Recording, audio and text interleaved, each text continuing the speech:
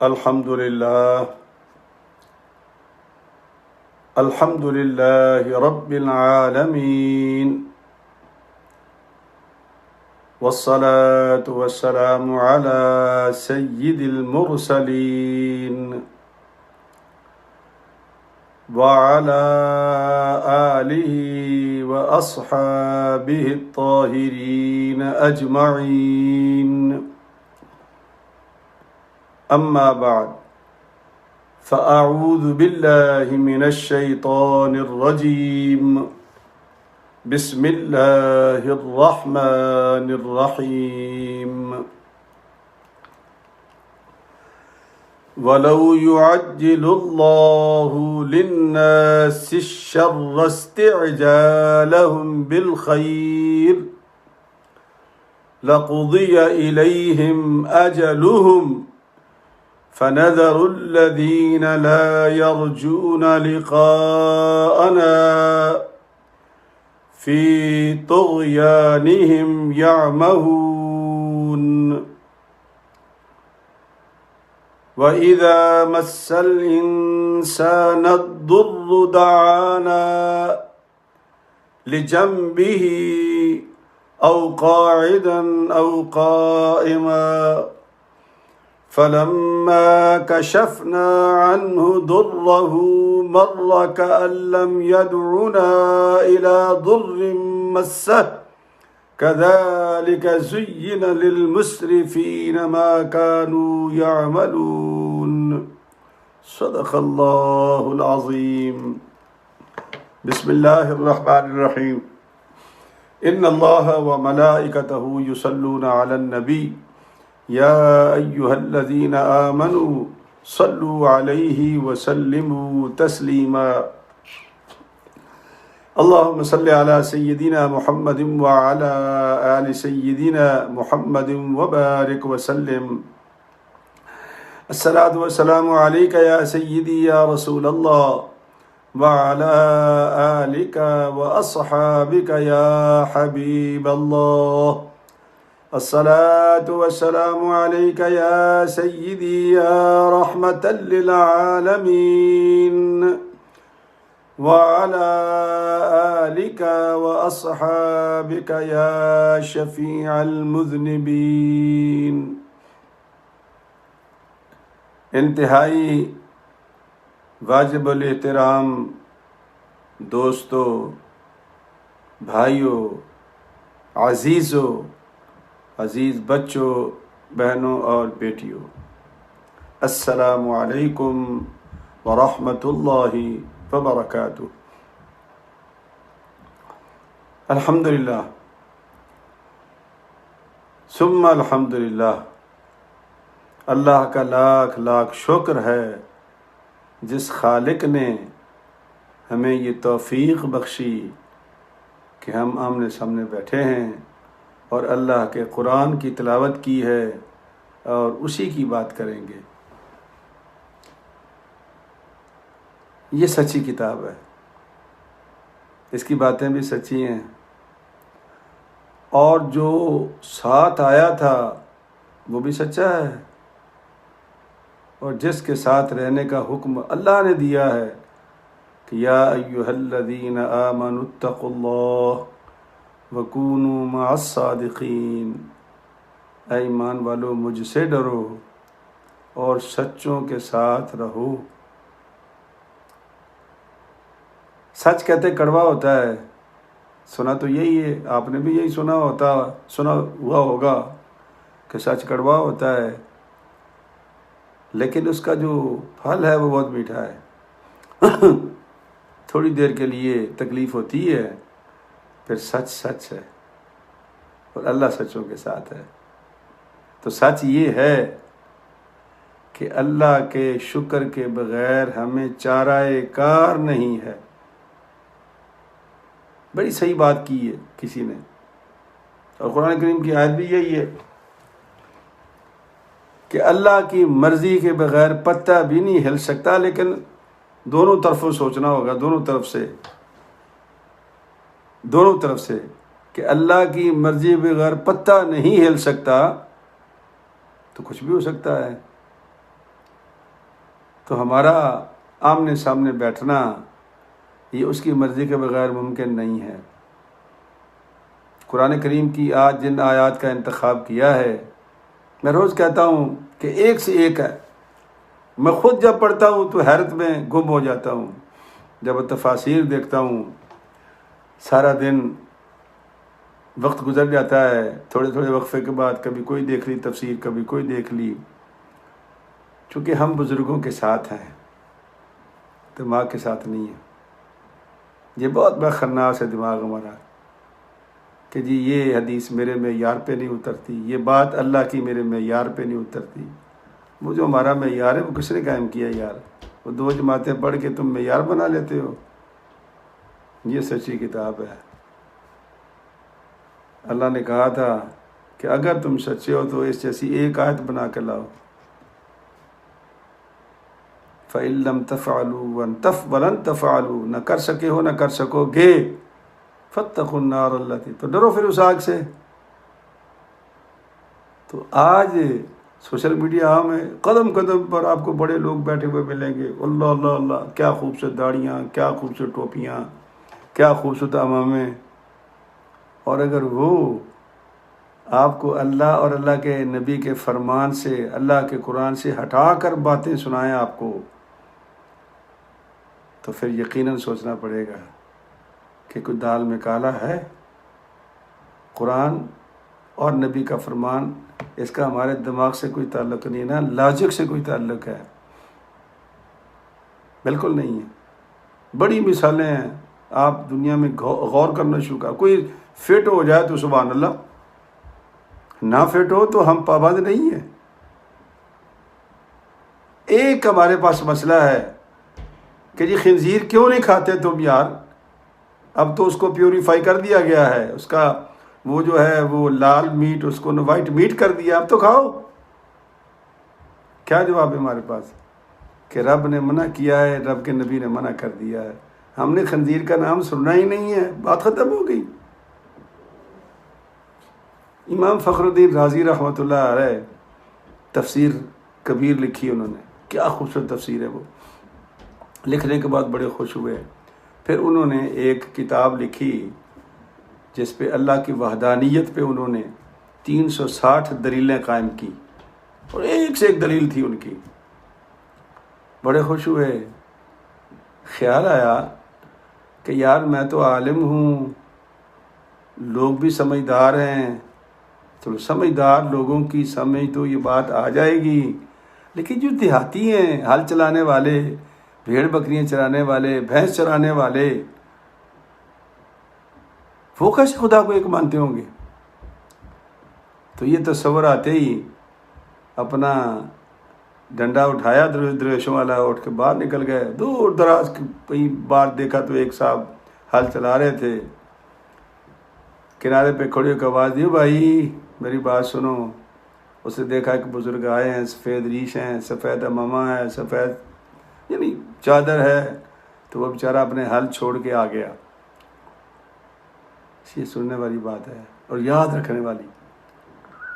वहाँ के पास बैठ गया, पूछो हजरत कैसे आना हुआ? कहा कि भाई खुदा कितने हैं? उसने कहा जी खुदा एक है। कहा अच्छा, तो खुदा को तुम एक क्यों मानते हो? क्या दलील है तेरे पास? उसने सर तपा मौलवी साहब को देखा, कहते शक्ल से तो अच्छे नज़र आते हो, पढ़े लिखे नज़र आते हो, लेकिन सवाल आपका बड़ा ही भौंडा है। वो बाबा जी कहते हैं, वो बुज़ुर्ग हल चलाने वाला। कहा कैसे? कहा जी दलील उससे ली जाती है जिसको कोई शक हो। मुझे शक ही कोई नहीं, अल्लाह एक है तो बस एक है। दलीलें उसे दो जिसको कोई शक हो। मुझे कोई शक नहीं है, लिहाजा मुझे किसी दलील की ज़रूरत नहीं है। क्यों भाई, बात समझ में आई ना? हम ये लोग हैं, अल्लाह और अल्लाह के रसूल की बात को हम बग़ैर दलील के मानते हैं। हम लॉजिक नहीं चाहते उसके लिए कि जी आप बताओ, जी आप बताओ, जी आप बताओगे तो अपना एजेंडा बताएगा हमें। फिर कभी सुनाऊंगा, बाकी से भी इसी ज़िमन में है। आज की जो आयत हैं वो 2 हैं। सिपारा जो है वो 11वां है, सूरह यूनुस है। यूनुस का अपना नंबर 10 है। सूरह यूनुस का नंबर क्या है? 10 इंडेक्स में। सिपारा नंबर क्या है? 11। आयात हैं 11 और 12, 2 ही आयात हैं। बड़ी जुबाना आयात है, समझने वाली आयात है ये। कैसे कि हम,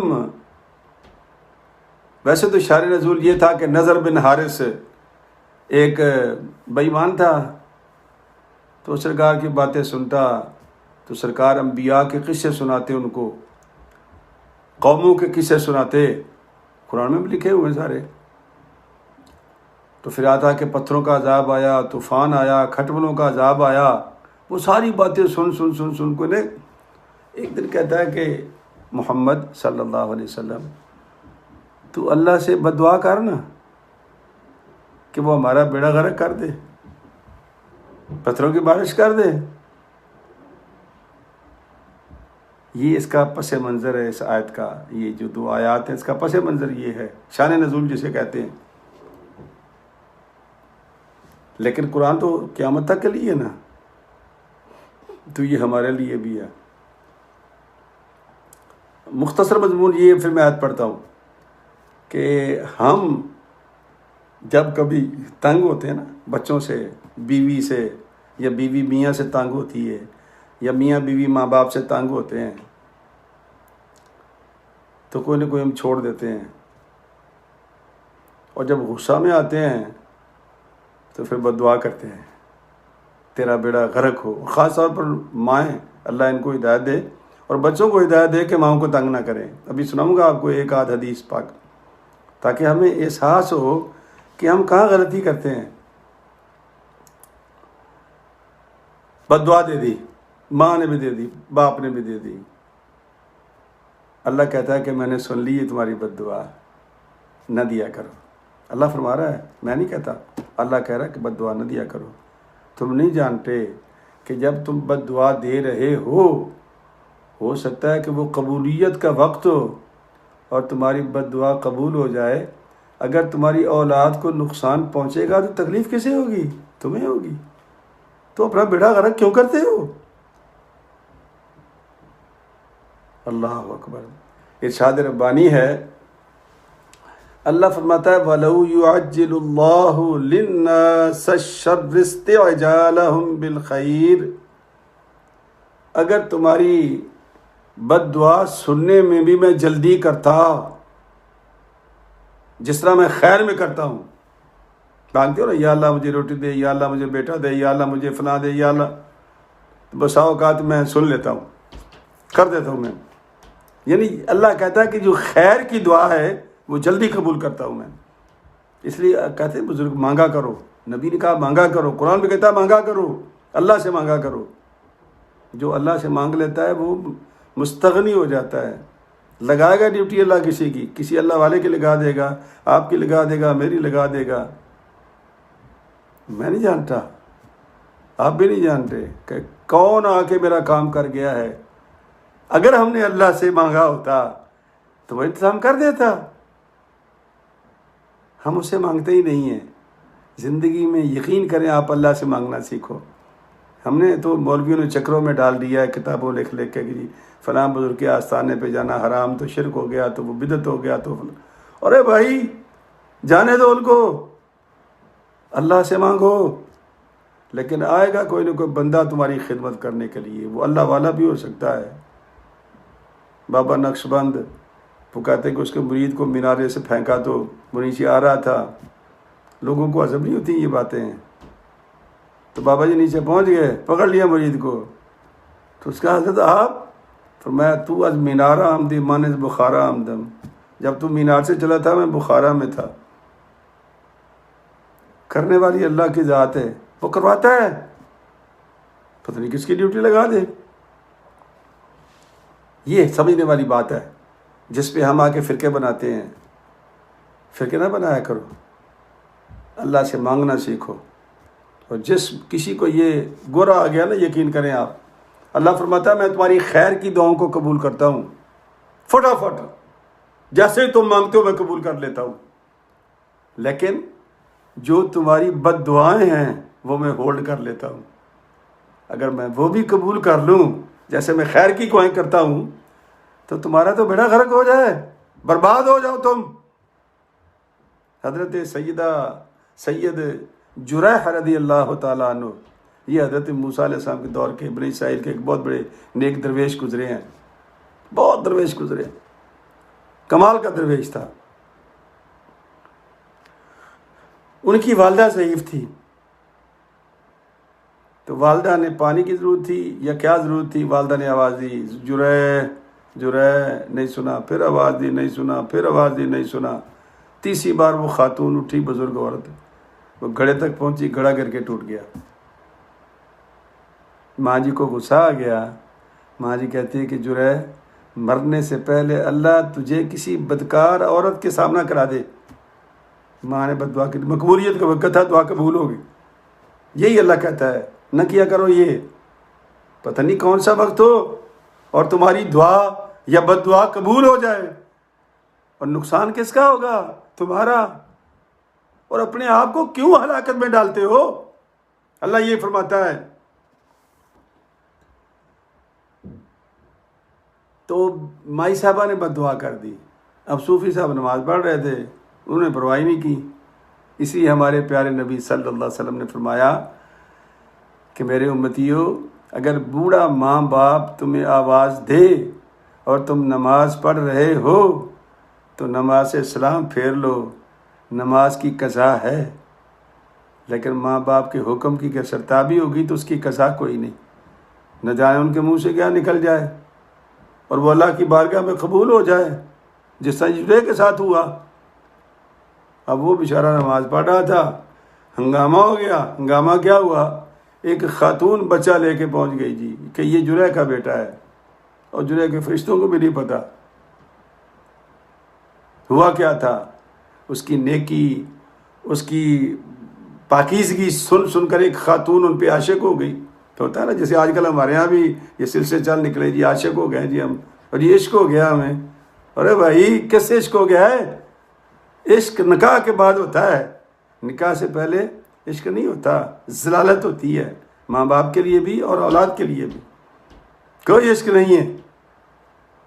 इश्क निकाह के बाद अपनी बीवी से। अगर तुम मुसलमान हो, ये जो हमने आजकल ड्रामे बना रहे हैं ना, ये जो हमें दिखाया जा रहा है, अल्लाह हमें माफ़ करे, ये तो पता नहीं किस क़यामत के ये किस्से हमने शुरू कर रखे हैं। तो वो जब कामयाब नहीं हुई तो उसने कहीं एक चरवाहे से हरामकारी कर ली। बच्चा जब जना तो बंदूक को लेके उनके दरवाजे पर पहुंच गई। लोगों ने उठा करके सूफी साहब को बाहर निकाला, मार मार के भुरकस निकाल दिया उसका। वो बेचारा चीख रहा है, चिल्ला रहा है, ओ मेरा गलती तो बताओ, मेरा कोई गुनाह तो बताओ, मुझे क्यों मार रहे हो तुम लोग? तो फिर लोग बोले कि सूफी बना हुआ है तू, नमाज़ें पढ़ता है तू, ये काम कर रहा है तू इधर, और उधर तू हरामकारियाँ करता है।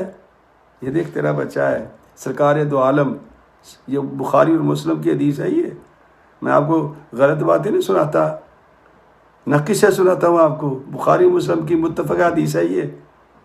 सरकार फरमाते हैं कि हज़रत ईसा अलैहिस्सलाम के बाद उस बच्चे ने भी कलाम किया था जिसको हज़रत जुरैह ने कहा था बोलो। आपने फरमाया यार वो बच्चा लाओ जिसका इल्ज़ाम मेरे ऊपर लगाते हो, जुरैह रज़ियल्लाहु ताला अन्हु, लाओ मेरे पास लाओ। लाने से पहले वो अपनी माँ के पास गए, माँ से कहा माँ मुझसे गलती होगी, मुझे माफ़ कर दे। जब तक तू माफ़ नहीं करेगी मेरा अगला काम नहीं चल सकता।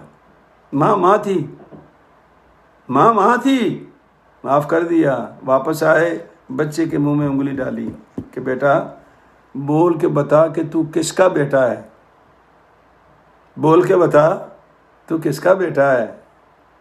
तो बच्चे ने बोल के बताया कि मैं फलां अर्राई, फलां चरवाहे का बेटा हूँ। अब लोगों को बड़ी शर्म आई कि यार हमने सूफ़ी साहब के साथ क्या कर दिया। तो सरकार दो आलम फरमाते ये वाक़या बयान करने के बाद फरमाते कि एक बूढ़ा माँ बाप अगर तुम्हें आवाज़ दे, नमाज की कज़ा है, अगर उनके मुंह से कुछ निकल गया तो उसकी कज़ा कोई नहीं, वो अल्लाह की बारगाह में कबूल भी हो सकती है। हालांकि अल्लाह कहता है कि मैं रोक लेता हूँ, होल्ड कर लेता हूँ, मैं जल्दबाजी नहीं करता। मैं जल्दबाजी इसलिए नहीं करता कि हो सकता है कल कला जैसे ये जुरै ने आके माफ़ी मांग ली माँ से। इसी सरकार ने फरमाया था कि 3 लोग जो होते हैं ना, उनकी बद्दुआओं से बचा करो। एक बाप की बद्दुआ से, चूँकि बाप की रज़ा में अल्लाह की रज़ा है, माँ की तो है ही है ना, ये तो किताब ने सुन ही लिया है, माँ का तो जवाब ही कोई नहीं है। उसके तो कदमों के नीचे रब ने जन्नत रख ली है। और आजकल जो हम माँओं का आशर कर रहे हैं ना, मैंने इन गुनहगार आंखों ने देखा, बेटा ऊपर खड़ा है, बेगम साथ खड़ी है, माँ नीचे खड़ी है सीढ़ियों पे, और वो खातून खाना कह रही अपने खामिद को कि मुझे जहन्नम मंजूर है, लेकिन तेरी माँ का इन सीढ़ियों पे चढ़ना मंजूर नहीं है। इन कानों ने सुना, इन आंखों ने देखा। आप क्या समझते हैं कि अल्लाह ये बर्दाश्त करता होगा? करता है, मौका देता है, माफ़ी मांग ले। अगर माफ़ी मांग ली तो तेरी दुनिया सीधी हो जाएगी, आखिरत भी सीधी हो जाएगी। लेकिन वगरना कज़ा नहीं है, नमाज तोड़ दो, कज़ा कर लेना, लेकिन माँ बाप की बातें जाके बात सुनो। और नबी के लिए भी यही हुक्म है, कुरान में लिखा हुआ है। फिर किसी मौके में आपको आयतें सुनाऊंगा कि अल्लाह का नबी आवाज़ दे, नमाज को तोड़ दो और जाके नबी की बात सुनो। और माँ बाप आवाज़ दे, नमाज छोड़ दो और जाके माँ बाप की बात सुनो। ये मामूली काम है ये। फरमाया वालिद की बद्दुआ से बचो और मजलूम की बद्दुआ से बचो, और जो सफ़र में जा रहा हो मुसाफिर, उसकी बद्दुआ से बचो। वो थका हुआ है, हारा हुआ है, भूखा प्यासा है, और तुम छेड़खानी कर रहे हो उसके साथ ना। ये 3 लोग अल्लाह के नबी ने फरमाया ऐसे हैं कि इनकी बद्दुआ तुम्हें लेके बैठ जाएगी। तो अल्लाह फरमाता है कि मैं होल्ड कर लेता हूँ। फ़नज़रुल लज़ीना ला यरजून लिक़ाना फ़ी तुग़यानिहिम, और उनको छोड़ दो जो मेरे ऊपर बदज़न हैं। कहते क्या होगा? कुछ भी नहीं होगा। जिनको यकीन नहीं है कि अल्लाह से मुलाकात होगी, क़यामत आएगी, नहीं है यकीन उनको, अल्लाह फरमाता है मैं तो उनको भी फ़ी तुग़यानिहिम ये ब्रेक देता हूँ। वो घूमते रहते हैं अपनी सरकशी में कि शायद ये भी सीधे हो जाएं, शायद ये भी तौबा कर लें। और अल्लाह ताला माँ बाप की बद्दुआ को भी होल्ड करता है। सरकार दो आलम सल्लल्लाहु अलैहि वसल्लम फरमाया कि बद्दुआ से बचा करो, इसलिए कि सरकार दो आलम से फरमाते हैं कि 3 चीज़ों के लिए बद्दुआ ना किया करो। अबू दाऊद शरीफ के हदीस सही है। कौन कौन सी? फरमाया अपने अहल के लिए, अपने अयाल के लिए, बीवी के लिए और बीवी खामिद के लिए, अयाल के लिए, बच्चों के लिए और अपने कारोबार के लिए। बाज़ दफ़ा गुस्सा होता है ना इंसान, और मैं कुत्ते खानी करता हूँ, मैं जलील होता हूँ, मैं माल बनाता हूँ तुम्हारे लिए, लानत हो मुझ पर। ये मैंने बातें सुनी है जो आपको बता रहा हूँ। सरकार ने फरमाया अहल व अयाल के लिए और अपने माल के लिए कभी बद्दुआ न करो। न जाने कोई ऐसा वक्त हो कबूलियत का, और वो जनाब तुम्हारी जो दुआ है या बद्दुआ है तुम्हारी, वो अल्लाह की बारगाह में कबूल हो जाए। और अल्लाह की बारगाह में कबूल होने के बाद क्या हो? तुम बेमाल हो जाओ, बे औलाद हो जाओ, बेअहल हो जाओ। यही अल्लाह फरमाता है। फिर अल्लाह पाक ने हमारी कैफियत को बयान किया है। कैसे भी सरकार फरमाते हैं कि मोमिन के लिए तो मौज ही मौज है। अगर उसे तकलीफ़ आ जाए, ठीक है, अगर उसे तकलीफ़ आ जाए सब्र कर ले, उसका भी सवाब मिल गया उसको। और अगर उसको कोई ब्रेक मिल गई, कोई ब्रेक थ्रू हो गया उसके साथ, उसने शुक्र किया, फिर सवाब मिल गया। सरकार दो आलम फरमाते हैं कि ये सिर्फ ईमान वालों के लिए है, मोमिनों के लिए, बाकी किसी के लिए ये काम नहीं है। अल्लाह फरमाता है कि वइज़ा मस्सल इंसान दुर्रु दआना लिजंबिही औ काइदन औ काइमा। फरमाया मेरे बंदे, जब तुझे कोई तकलीफ़ पहुंचती है तो तू खड़ा होकर भी दुआ करता है, बैठकर भी करता है, लेट कर भी करता है। यानी कोई लम्हा ऐसा नहीं कि तू मुझसे दुआ नहीं मांगता, या अल्लाह मुझे माफ़ कर दे, या अल्लाह मुझे माफ़, या अल्लाह मुझे मुसीबत से निकाल ले, या अल्लाह मुझे इस मुसीबत से बदमाश दुआ करता है। और फरमाया कि फलम्मा कशफना अन्हु दुर्रहु, और जब मैं वो तकलीफ़ हटा देता हूँ, ब्रेक दे देता हूँ, चलो मेरा बंदा रो रहा है, ये बंदा मेरा रो रहा है, चलो इसकी मैं तकलीफ़ हटा देता हूँ, तो फरमाया मर्र कअल्लम यदउना इला दुर्रिम मस्सा, वो ऐसा हो जाता है कि जैसे इसको कभी कोई तकलीफ़ पहुँची ही नहीं थी और इसने कभी मुझसे मांगा ही नहीं था, ऐसा बेरुखा हो जाता है, बिल्कुल ही भूल जाता है कि मेरे साथ क्या हुआ था। अल्लाह पाक कहता है कितना अजीब है ये मेरा बंदा है। अगर ये सब्र करता तो अजर मिलता, अगर ये शुक्र करता तो अजर मिलता। तो फरमाया कज़ालिका ज़ुय्यिना लिलमुस्रिफ़ीन मा कानू यामलून, और जो हद से बढ़ जाते हैं ना उनके लिए हम उनके अमाल सोना बना देते हैं। वो बड़े खुश होते हैं, वो यार क्या हुआ था, फॉर द टाइम बिग तकलीफ आई थी चली गई। अल्लाह फरमाते ना, जिस तरह तुमने मुझे मांगा था मुझसे, और पता है ये भी तौफीक किसी किसी को मिलती है। किसी ने हज़रत मूसा अलैहिस्सलाम से पूछा कि हज़रत जी ये बताएं कि ये फ़िरौन को सुना है सर दर्द भी नहीं हुई थी? आपने फरमाया हाँ ठीक है। कि जी वजह? का वजह कि जब इंसान को कोई तकलीफ़ होती है ना तो उठते बैठते वो अल्लाह का नाम लेता है, या अल्लाह या अल्लाह। अल्लाह पाक उस खबीस के मुंह से अपना नाम सुनना ही नहीं चाहता था, इसलिए तकलीफ में मुब्तला किया। हमें जो वो मुब्तला करता है ना, तो दोस्तों उसकी एक हिकमत है।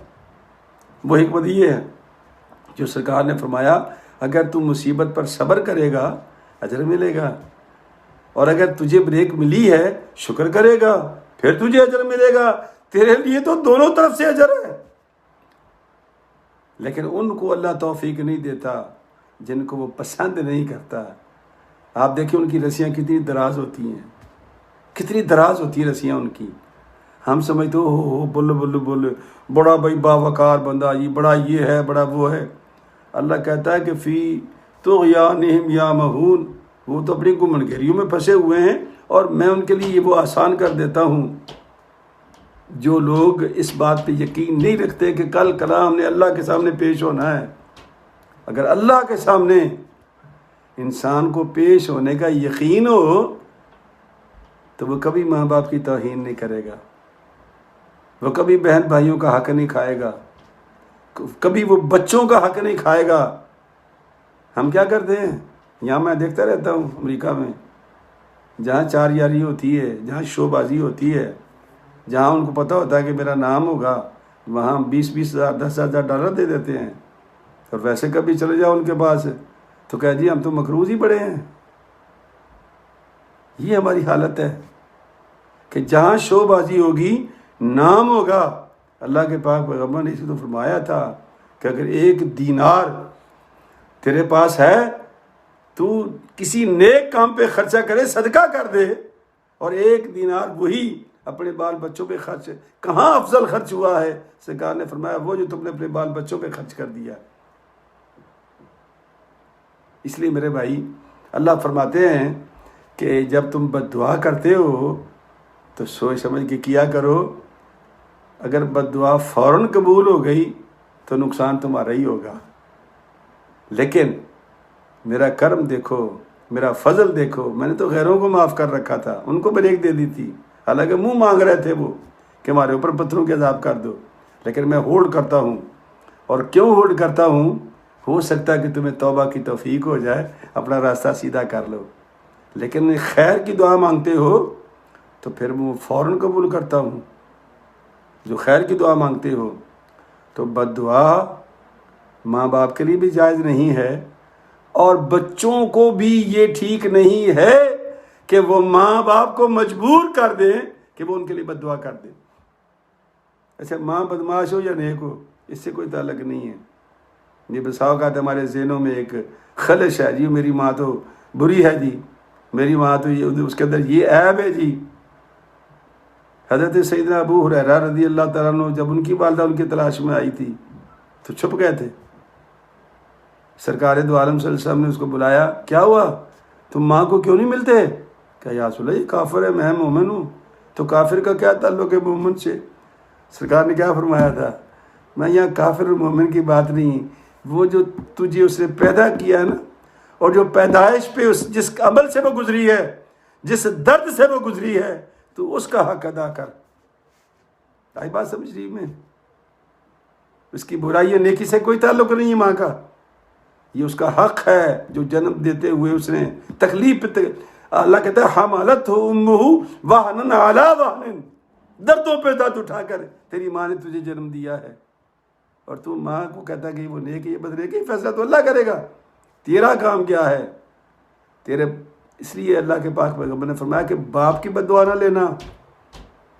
माँ तो फिर वो नरम बद्दुआ करती है ना, नरमी शर्मी होती है उसके अंदर माँ की बद्दुआ में, लेकिन बाप तो दुखा हुआ होता है, सारा दिन धक्के खा के बच्चों को पालता है, घर को पालता है, घर की देखभाल करता है। आप जानते हो किस क़यामत से वो गुजरता है? वो सारे घर का निगहबान है, पता नहीं कहाँ कहाँ फिर के आता है, फिर के आता है, बच्चों के लिए रोटी इकट्ठी करके लाता है। उसको तंग करोगे तो सरकार ने फरमाया कि उसके मुंह से अगर बद्दुआ निकल गई तो फिर उसकी माफ़ी कोई नहीं है। माँ की तो बद्दुआ फिर भी उसके अंदर माफ़ी होती माँ जो है, लेकिन बाप की बद्दुआ से बचा करो, ये सरकार फरमाया। और यही सरकार फरमाया करते थे जब किसी को गवर्नर बनाते थे ना, तो कहते थे किसी मजलूम की बद्दुआ नहीं लेना और किसी बुजुर्ग की बद्दुआ नहीं लेना। तो अल्लाह तबारक व तआला, ये देखो ना कितना करीम है वो ज़ात। अगर यही इसी आयत पे गौर कर लो कि तुम बद्दुआएं तो कर देते हो ना, गुस्से में आके परेशानी में कर देते हो, लेकिन मैं होल्ड कर लेता हूँ। जिस तरह मैं तुम्हारी खैर की दुआएं कबूल करता हूँ, मैं तुम्हारी शर की दुआएं कबूल नहीं करता, होल्ड करता हूँ ताकि तुम्हें खैर का रास्ता मिल जाए। तो भाई अल्लाह तबारक व तआला माँ बाप को भी समझ अता फरमाए और ख़ास तौर पर बच्चों को समझ अता फरमाए कि वो माँ बाप को इस नहज पर न ले जाएं कि उनके मुंह से उनके लिए बद्दुआ निकले। तो अल्लाह तबारक व तआला भाई हमारा हामी नासिर हो, और जो हमारे बीमार हैं अल्लाह उनको शिफा दे, और जो सेहतमंद हो गए अल्लाह उनको मज़ीद सेहतमंद करे, और जो हमारे बुज़ुर्ग फौत हो गए हैं अल्लाह पाक उनकी मग़फ़िरत फरमा दे, और आने वाली ज़िंदगी हम सब की बावक़ार बाइज़्ज़त और बामुराद कर दे। आमीन। व आखिर दावाना अनिल हम्दुलिल्लाहि रब्बिल आलमीन। अस्सलामु अलैकुम व रहमतुल्लाहि व बरकातुहू।